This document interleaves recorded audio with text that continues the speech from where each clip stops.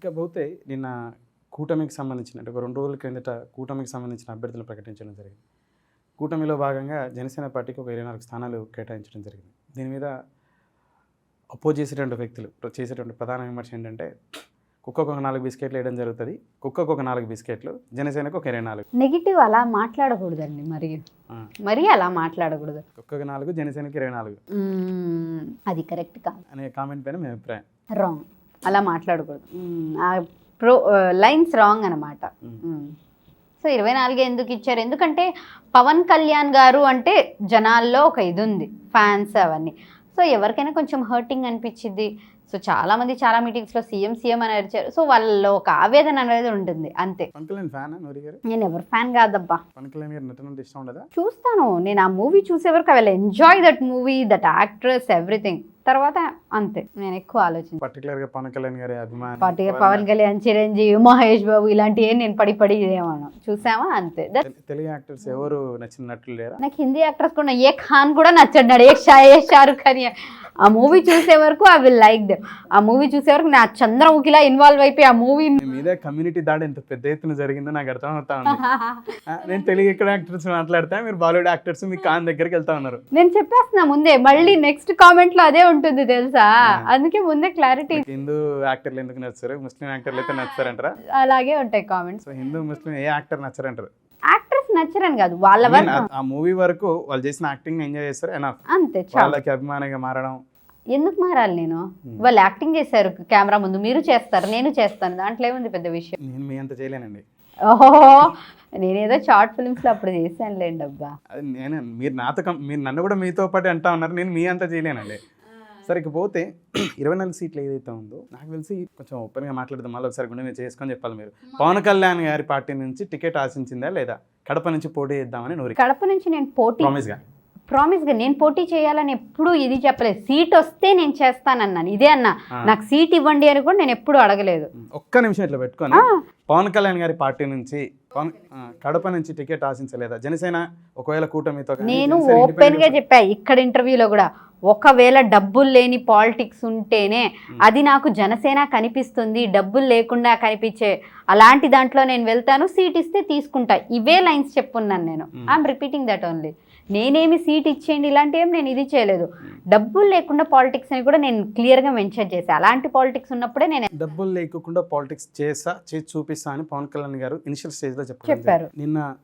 నిన్న మాట్లాడినటువంటి సభలో అది సాధ్యపడదు, 0 బడ్జెట్ పాలిటిక్స్, మనం గవర్నమెంట్ ఫామ్ చేసే ఒక 10-15 సంవత్సరాల తర్వాత అది సాధ్యపడుతుంది అని చెప్పేసి వారు చెప్పుకోవడం జరిగింది. అవును, నేనేమంటా అంటే మరి ఇప్పుడు సాధ్యపడదని జనసేన క్లియర్గా చెప్పింది, మీరు ఇంకా ఆ పార్టీ నుంచి ఏమైనా ఎక్స్పెక్ట్ చేస్తా ఉన్నారా? నేను ఒకటి చెప్తాను, ఆయన 0 బడ్జెట్ పాలిటిక్స్ ఎందుకు కాదన్నారో ఆయన వర్షన్ ఏముందో నాకు తెలీదు. నేను ఆయన చెప్పిన మాటల్లో నేను అర్థం చేసుకున్న వర్షన్. ఇప్పుడు చూడండి, మనం ఏమనుకుంటాం, డబ్బులు లేని పాలిటిక్స్ అంటే మనం పంచే వరకే ఆలోచిస్తాం. బట్ బ్యానర్స్ అయినా వేసుకోవాలి కదా, మీరు సోషల్ మీడియా పబ్లిసిటీ ఇచ్చుకోవాలి కదా, టీవీ వాళ్ళకి మీడియా పీపుల్స్కి ఇచ్చుకోవాలి కదా.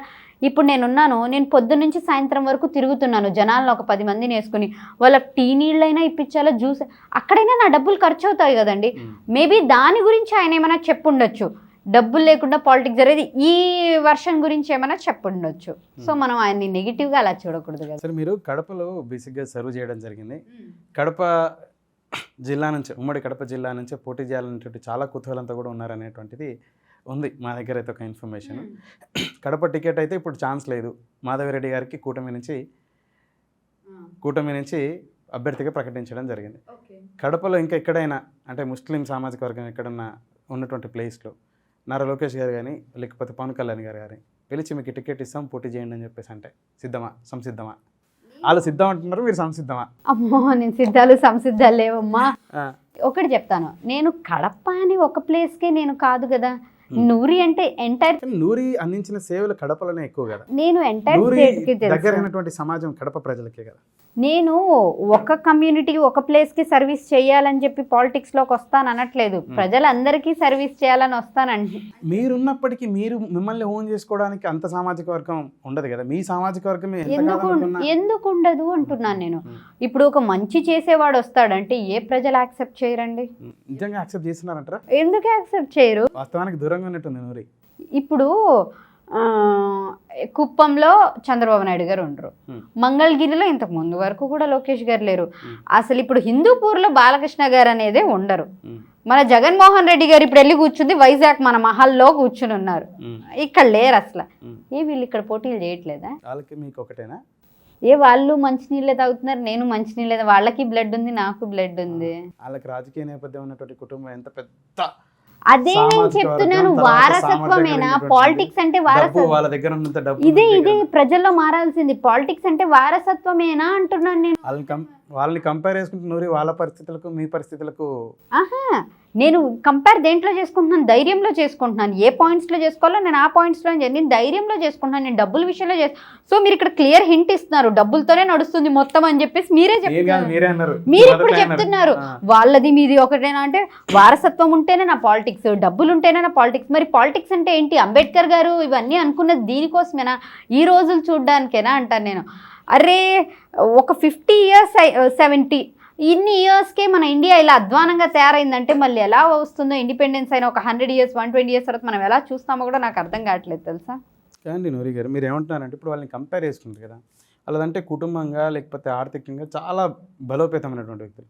మీలాగా సామాన్యమైనటువంటి వ్యక్తులు వచ్చి అంటే పెద్దగా రాజకీయ నేపథ్యం, రాజకీయంగా సుస్థిరత లేనటువంటి కుటుంబాల నుంచి వచ్చి, ఆర్థిక సుస్థిరత లేనటువంటి కుటుంబాల నుంచి వచ్చిన వ్యక్తులకి ఏ మేరకు ప్రజల నుంచి ఆశీర్వాదం లభిస్తుందని చెప్పేసి అంటే, మీరు 10 ఏళ్ల నుంచి నేను ఇప్పుడు కడప ప్రెసిడెంట్ ఎవరు? One second please. కడపలో 10 సంవత్సరాల కింద నుంచి మీరు పనిచేసి వాళ్ళకి దగ్గర అవ్వడం జరిగింది. వాళ్ళందరికీ మీరు మొత్తం ఉభయ తెలుగు రాష్ట్రాల్లో సుపరిచితులే కాదనట్లే, కానీ కడప ప్రజలకు వ్యక్తిగతంగా సేవలు కూడా చేయడం జరిగింది. వాళ్ళ గ్రామానికి వెళ్ళి, వాళ్ళ మండలానికి వెళ్ళి సేవ చేయడం వేరు, బయట నుంచి తెలవడం వేరు. అక్కడ చేశారు కదా, అక్కడైనా యాక్సెప్టెన్స్ ఉంటుందనే ఇంటెన్షన్తో మీకు ఒకవేళ టికెట్ ఇచ్చే అవకాశం ఏమైనా ఉందా అన్న? ఇస్తే మీరు పోటీ చేశారా అని 24లో పోటీ చేసే దృఢ నిశ్చయంతో ఉన్నారని చెప్పేసి నూరి. నేను ఎప్పుడూ అనుకోలేదబ్బా, నేను మీకు క్లియర్గా చెప్పాను. నా దగ్గరే చెప్పారు లాస్ట్ టైం. అవును, డబ్బులు లేకుండా చేసే పాలిటిక్స్ అని కూడా చెప్పున్నాను, మీ దగ్గరే చెప్పాను. సరే మీరు డబ్బు ఎవరు? మిమ్మల్ని ఎవడిస్తాడండి డబ్బులు? ఒక్క నిమిషం మనం ఫ్రాంక్గా మాట్లాడుకుందాం. ఓటుకే 500 ఇవ్వడానికి, 1000 రూపాయలు ఇవ్వడానికి వీళ్ళు ఫ్యూచర్లో ఇంత మనకు ప్లస్ అవుతుందని ఆలోచించిస్తాడు. ఎవడో మనల్ని ఎవ్వడో రూపాయి వదులుకోడు. సో అలాంటివి ఏం ఉండవు పాలిటిక్స్లో. ఇప్పుడు ఎక్కడో ఏదో జరిగి ఏదో తప్పదు, ఇంకా 100 మంది వేస్ట్ ఫెలోస్కి ఇచ్చినప్పుడు చూపించుకోవడానికి ఒక మంచి వాళ్ళకి ఇస్తే అది వేరే విషయం. బట్ టీడీపీ గవర్నమెంట్ ఈసారి చేంజెస్ మీరు చూడొచ్చు. క్రిమినల్ కేసు ఉన్న వాళ్ళకి ఇవ్వలేదు, గ్రాడ్యుయేట్స్కి ఇచ్చారు, ఒక సివిల్ సర్వెంట్కి ఇచ్చారు, రిటైర్డ్, పోస్ట్ గ్రాడ్యుయేట్స్కి ఇచ్చారు, పిహెచ్డీలకి ఇచ్చారు. సో మంచి వాళ్ళకి ఇచ్చారు కదా. ఆ మంచిలో నూరే ఎందుకు లేదంటున్నా నేను. నూరి దగ్గర డబ్బులు లేవు, వాళ్ళందరి దగ్గర ఉన్నాయా? ఉన్నాయి. లేదు, నేను టీడీపీ ఎవరైతే అభ్యర్థులను ప్రకటించిందో వాళ్ళలో కొందరు సామాన్యులు కూడా ఉండడం జరిగింది. ఎంతమంది? ఇప్పుడు రాజేష్ అనేటువంటి ఒక వ్యక్తి డబ్బున్న వ్యక్తి కాదు, కొలికపూడి శ్రీనివాస్ అనే వ్యక్తి డబ్బున్న వాళ్ళ వ్యక్తి. దగ్గర డబ్బులు లేవని మీరు అనుకుంటున్నారు. నూరి దగ్గర కూడా డబ్బు లేదని చెప్పేసి నూరి చెప్తాను. నూరి దగ్గర కూడా వెనకాల చాలా డబ్బు ఉందని, బయట కంట్రీస్ నుంచి కూడా ఫండ్ వచ్చిందని చెప్పేసి అని నూరి చెప్తే సరిపోద్దా అండి? అయ్యో అయ్యో, నా లైఫ్ స్టైల్ ఇలా ఎందుకు ఉండిద్ది? బయట కంట్రీస్ నుంచి మనీ వచ్చి అన్నీ వస్తే simplicity, you enjoying like that. నేనేమలా ఇంకా నేను ఎక్కువ సర్వీస్ చేస్తాను కదా. ఇప్పుడు ఈరోజు నేను ఇద్దరికి భోజనం, ఇప్పుడు నేను ఇక్కడున్నా సరే నిన్న కూడా ఫోన్ చేసి మా స్టాఫ్కి రేపు ఇద్దరికి భోజనాలు పంచిపెట్టే అని చెప్పేశాను. అప్పుడు నేను డైరెక్ట్గా రోజు నా ఇంటి ముందు 100 మెంబర్స్కి అన్నదానం స్టార్ట్ చేస్తాను. నా దగ్గర అంత వర్త్ ఉంటే అన్నమాట. నేను అలా దాచుకుని టికెట్ వస్తే 30 రోజులు 100 మందికి ఏంటి 1000 మందికి పెడతారు. టికెట్ వస్తే టికెట్ రాదు అన్న చేంజ్ ఉండదు. సర్వీస్లో సర్వీసే, పాలిటిక్స్ అంటే పాలిటిక్సే. దీన్ని కంబైన్ చేయను మళ్ళీ నేను. నా సర్వీస్ అనేది నా లైఫ్ టైం ఉంటుంది. టికెట్ ఏముంది, 5 సంవత్సరాలు ఇస్తారు, నెక్స్ట్ 5 సంవత్సరాలు నచ్చకపోతే తీసేస్తారు. So how can I trust them? Service అనేది నా. లాస్ట్ టైం మీరు ఉన్నటువంటి ఏదైతే హాస్పిటల్ బిల్డింగ్ ఉందో అప్పుడు దాదాపు 2 నుంచి 3 లక్షలు ఖర్చు ఉందని చెప్పేసి అన్నారు మీరు. ఇప్పుడు కొత్తగా చేంజ్ అయ్యారు కదా, మరి దీని ఖర్చుని ఇప్పుడు ఏం లేదంటున్నారు నూరి దగ్గర, మరి ఎట్లా బేరేసాంది? రోజు ఓపీలు చూడడం వల్ల రోజువారీ కూలీ అని కూడా నేను చెప్పున్నాను కదండి. రోజువారీ కూలీ నేను ఇప్పుడు కొత్త బిల్డింగ్కి వెళ్ళిన తర్వాత ఖర్చు ఎంత వస్తుంది పర్ డే? ఇది కూడా వస్తుంది నాకు, అంటే పాత ఈఎంఐ సివి అవి అన్నీ ఉన్నాయి కదా, 1.5 వస్తుంది నాకు ఖర్చు. కొంచెం తగ్గిందంటారు గతం కంటే? తగ్గిందంటే అక్కడ రెవెన్యూ కూడా తగ్గిపోతుంది కదండి. అక్కడంటే ఆపరేషన్ థియేటర్ అవి ఇవి అన్నీ ఉంటాయి కదా, ఇక్కడ లేవు కదా. చిన్నదా గతంతో? Clinic, just clinic, 2 rooms clinic. First ఎలా స్టార్ట్ అయ్యానో మళ్ళీ అలాగే ఉన్నాను. ఎందుకు మీకు వేరే వాళ్ళు ఎవరు ముందుకు ఇవ్వడానికి?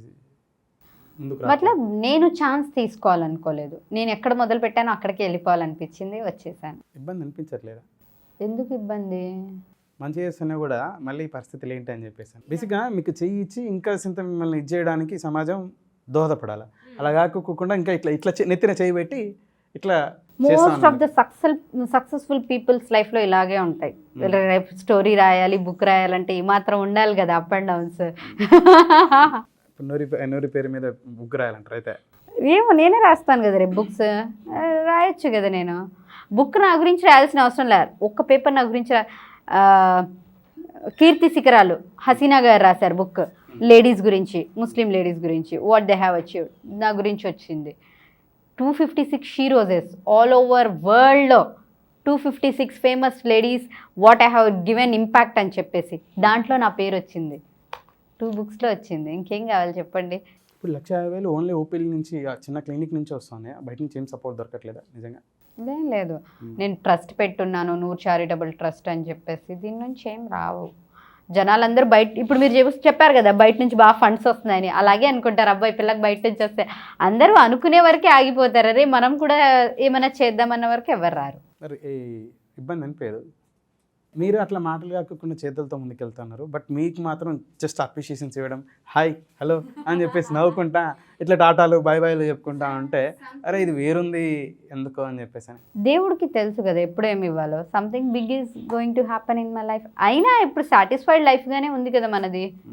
తింటున్నాను, పడుకుంటున్నాను, దీనికి మించి మతలబ్ ఎంత కష్టపడినా మనిషి ఆ రోజు నిద్ర కోసం, కొంచెం ఫుడ్ కోసం దొరుకుతుంది దేవుడి దయ వల్ల, చాలు. ఫుడ్ కూడా చాలా తక్కువ తీసుకుంటారని ఏమో నాకు అంతే, నా బాడీ అంతే. కారణం ఏం లేదు, స్పెషల్ అందరూ అదే అడుగుతారు, మీరు ఏమైనా స్పెషల్ డైట్ మెయింటైన్ చేస్తారా ఇంత స్లిమ్ గా ఉండడానికి? మీరు క్వశ్చన్స్ నన్ను అడిగేది. సో ఏజ్ అయిపోతున్నా సరే మీరు ఏం మెయింటైన్ చేస్తారు, జుట్టుకి ఏం మెయింటైన్ చేస్తారు, ఫేస్ కి, బాడీకి, జిమ్మా, యోగానా అని మీకు వద్దన్నా నేను అసలు ఏం పట్టించుకోను. సరే నార్మల్గా ఉంటాను, సింపుల్గా ఉన్నాడా?